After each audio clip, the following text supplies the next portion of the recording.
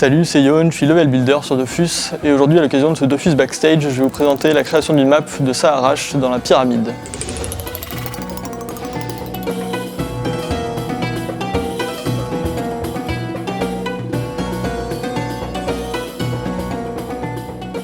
On va commencer par ouvrir le monde dans lequel se situe la map en question, que voici. Donc ça va être l'objectif qu'on va essayer de réaliser. Donc je vais vous présenter les outils. Premier outil, l'outil calque, qui nous permet de poser sur une même cellule plusieurs éléments, posés sur des calques différents, qui vont donner une priorité visuelle. Et un second outil, la palette, qui nous permet de faire des sélections d'éléments dont on va se servir souvent, en venant piocher dans la bibliothèque d'éléments qui, elle, recense tous les éléments du jeu Dofus.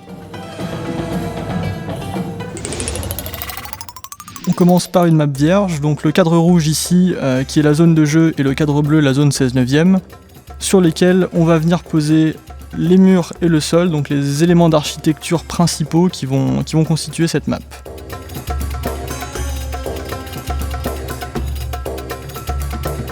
Ici, on ajoute le mur du fond et on fait une petite encoche pour la porte.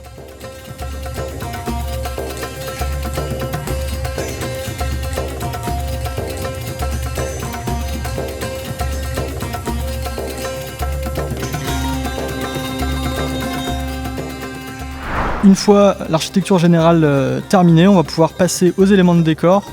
Donc on va venir placer les éléments de décor principaux sur la map, ce qui va permettre de lui donner un caractère, une spécificité un petit peu plus poussée.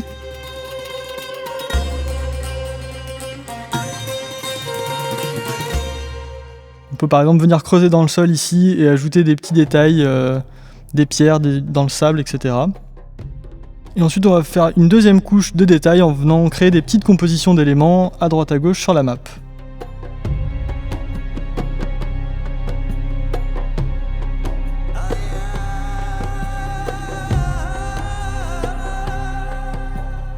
Ensuite on va rentrer encore plus dans le détail en venant ici à poser des petites transitions de sable en bas des murs qu'on va venir teinter pour qu'elles prennent la couleur du sable et qu'elles s'intègrent plus facilement au reste de la map.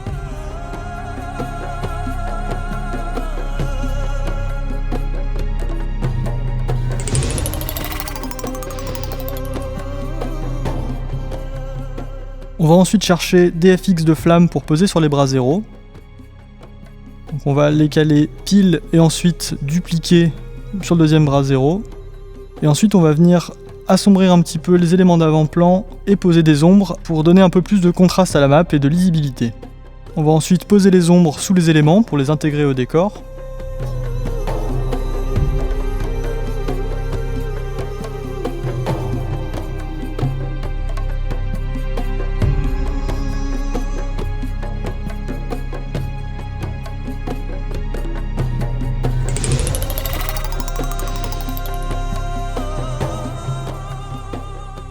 Avant de passer sur le second outil qui nous permet lui de placer des ombres et des vignettings sur l'intégralité de la carte de manière beaucoup plus facile, puisque cet outil nous permet par exemple de tourner les éléments, de les agrandir à notre guise, etc.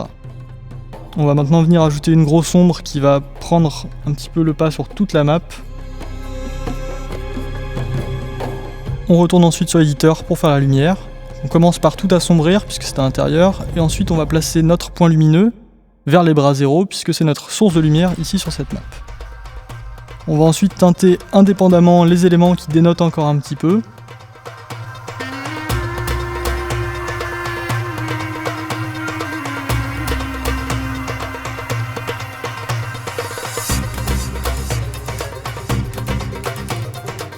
Pour vous en dire un petit peu plus sur les calques, on va regarder un petit peu. Donc, le calque 0 qui est le sable. En calque 1, on va avoir le sol. En calque 2, les motifs et les tapis. En 3, ce sera les ombres. En 4, les murs et les éléments principaux. De 5 à 7, ce sera tous les éléments secondaires. En calque 8, ce sera les grands éléments d'ombre de décor. En 9, les interactions. Et en 10, les blocages, mouvements et le paramétrage de la map. Enfin, en 11, les FX. Une fois qu'on a fini le build général de la map, on va pouvoir passer au blocage. Donc ici, on délimite la zone de jeu pour pouvoir voir ce que ça donne et ensuite remplir. On passe ensuite au blocage ligne de vue, on fait la même chose avant de passer aux interactions.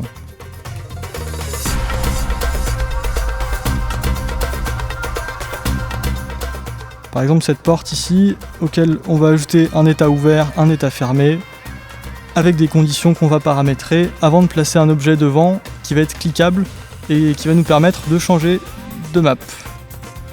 On a ensuite le paramétrage de la map, où on va lui donner sa zone, son template et ses coordonnées.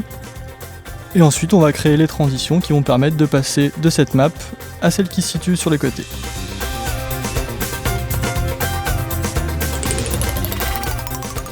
Voilà le résultat final, j'espère que ça vous aura plu et à une prochaine dans un Dofus Backstage.